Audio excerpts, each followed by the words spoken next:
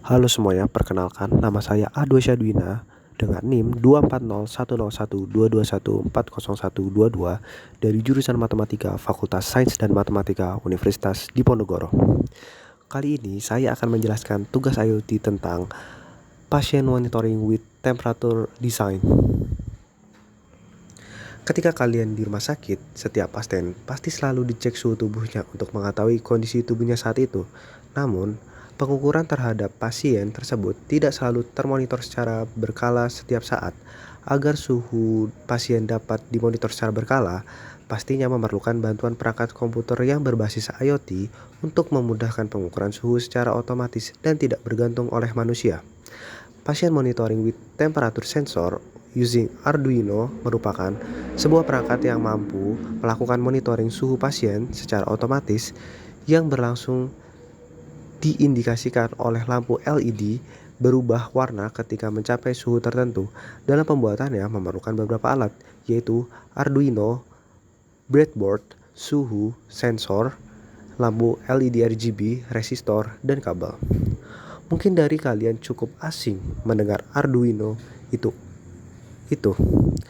Arduino merupakan perangkat elektronik yang bersifat open source dan sering digunakan untuk merancang dan membuat perangkat elektronik serta software yang mudah untuk digunakan. Arduino ini dirancang sedemikian rupa untuk mempermudah penggunaan perangkat elektronik di berbagai bidang, salah satunya pengembangan perangkat IoT. Arduino ini memiliki beberapa komponen penting di dalamnya, seperti pin, microcontroller, dan konektor. Selain itu, Arduino juga menggunakan bahasa pemrograman Arduino Language yang sedikit mirip dengan bahasa pemrograman C++. Microcontroller adalah chip yang mungkin kamu memprogram Arduino dan memproses output berdasarkan input yang diberikan. Singkatnya, microcontroller ini adalah otak dari Arduino. Pin ini digunakan untuk menghubungkan Arduino dengan berbagai komponen yang akan digunakan. Dalam Arduino sendiri ada dua jenis pin, yakni pin analog dan pin digital. Konektor.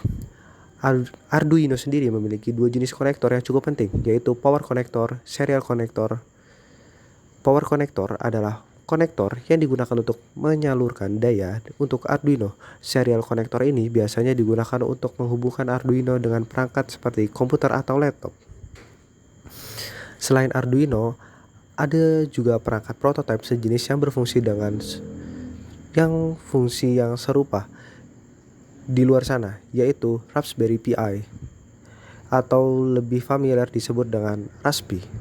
Raspi merupakan fungsi dan ukuran yang sama dengan Arduino.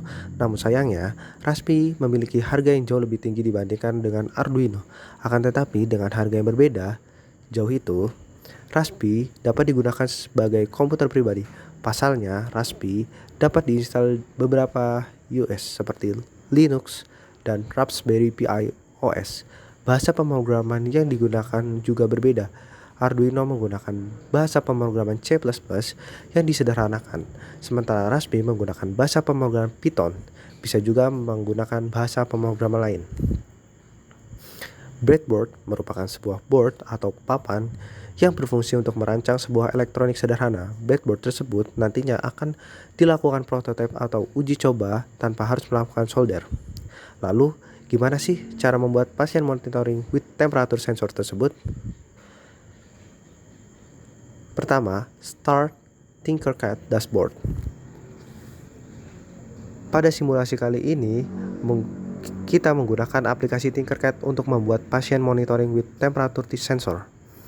Kenapa memilih Tinkercad untuk simulasi kali ini? Karena Tinkercad dapat menggunakan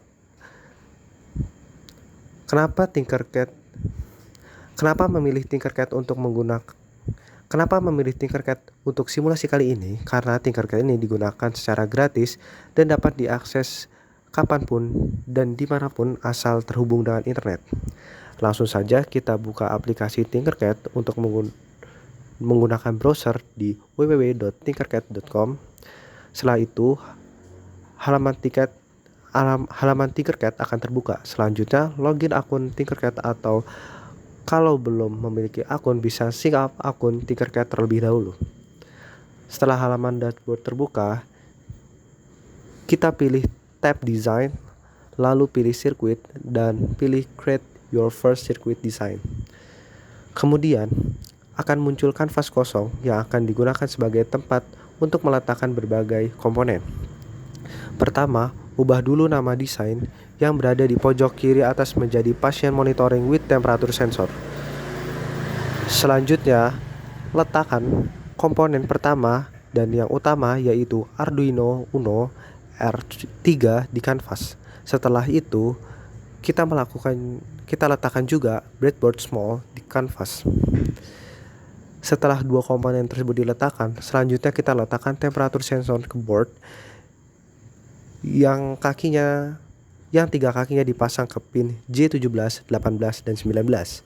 Kemudian, pasangkan LED RGB dengan 4 kaki ke dashboard pin J5, 6, 7, dan 8 sejajar horizontal dengan temperatur sensor. Lampu LED ini berfungsi sebagai indikator visual saat mencapai suhu tertentu. Setelah itu, kita letakkan 3 resistor ke board.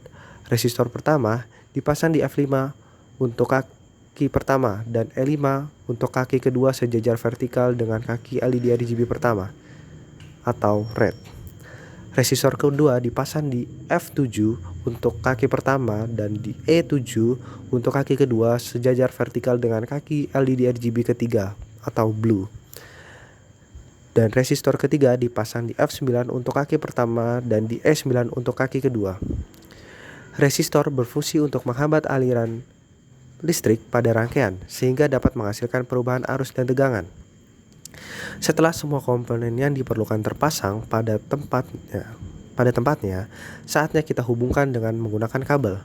Pertama, pasang pin digital Arduino 11 ke breadboard C5 sejajar vertikal dengan resistor pertama. Kedua, pasang kabel dari pin digital Arduino 10 ke breadboard B7 sejajar dengan vertikal dengan resistor kedua. Ketiga, pasang kabel dari pin digital 9 ke breadboard A9 sejajar dengan resistor ketiga. Selanjutnya, kita pasang kabel dari pin power Arduino 5V ke breadboard pin 30 positif, lalu ubah warnanya ke merah. Setelah itu, kita pasang kabel dari pin power Arduino GND ground ke dashboard pin 28 negatif, lalu ubah warnanya ke hitam. Kemudian, kita hubungkan pin analog A1 ke breadboard I18 atau Vout sejajar vertikal dengan kaki temperatur sensor kedua, lalu ubah warnanya menjadi hijau. Setelah itu, hubungkan pin I17 atau power pin ke pin 17, lalu ubah warnanya menjadi merah. Kemudian hubungkan I19 atau GND ke pin 19 negatif, lalu ubah warnanya menjadi hitam. Selanjutnya, kita pasang kabel dari pin I6 atau cat code ke pin 6 negatif, lalu ubah warnanya menjadi hitam. Terakhir, kita pasang kabel dari pin I8 atau green ke pin I9 sejajar vertikal dengan resistor ketiga, lalu ubah warnanya ke hijau. Setelah semua komponen terpasang dan kabel juga telah terpasang menghubungkan setiap komponen, selanjutnya kita lanjutkan ke pengkodean agar sensor dapat berjalan sesuai dengan kondisi yang kita inginkan. Pilih tab kode. Untuk pengkodean ini, kita menggunakan mode blocks karena memudahkan dalam pengkodean program tanpa harus belajar programming terlebih dahulu. Dan salah satu fitur unggulan dari Tinkercad ini. Kemudian, bersihkan hingga halaman kode menjadi bersih. Setelah bersih, pertama kita set variabel, create new variable, kita namakan temperatur.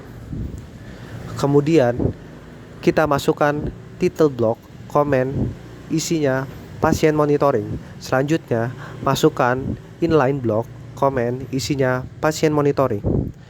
Pada tab variables, kita masukkan blok set variabel temperatur yang isinya berasal dari input rate temperatur sensor on pin A1 dengan unit C.